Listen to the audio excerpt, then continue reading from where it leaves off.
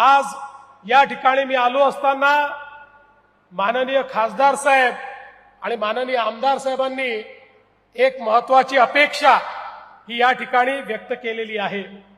कारण मागच्या वेळेस मी आलो त्यावेळेस यांनी मला इथल्या पाणी पुरवठा योजनेची घोषणा करायला लावली।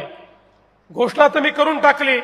मी आणि शिंदे साहेब चिंता करत नाही, आम्ही पैशाची चिंता करत नाही, कशाचीच नाही, घोषणा करतो। पण प्रश्न आला पाणी द्यायचं कुठनं। यांना म्हटलं तुम्हीच सांगा बाबा द्यायचं कुठनं। पण मला अतिशय आनंद आहे, रविवारी आमदार साहेब आणि खासदार साहेब हे माझ्याकडे आले आणि त्यांनी माझ्या समोर एक प्रेझेंटेशन केलं। कोणाचाही वाद होणार नाही, कोणाचंही पाणी पळवणार नाही, कोणीही मध्ये येणार नाही, अशी एक नवीन योजना त्यांनी शोधून काढली। शिरोळ तालुक्यातील जुने दानवाड या ठिकाणी ही योजना आता आपण तयार करणार आहोत।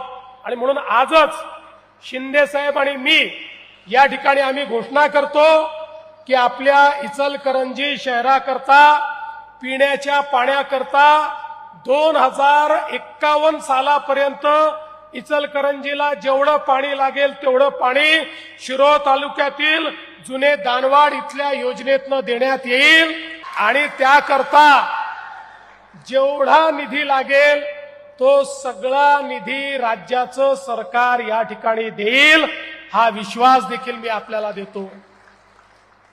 दुसरा विषय जो आपण मागच्या काळात ठरवला होता तो म्हणजे आमच्या इचलकरंजीच्या पॉवरलूमला जर आपल्याला स्वस्त वीज द्यायची असेल तर या ठिकाणी सोलरच्या माध्यमातून आपल्याला ही वीज देता येईल।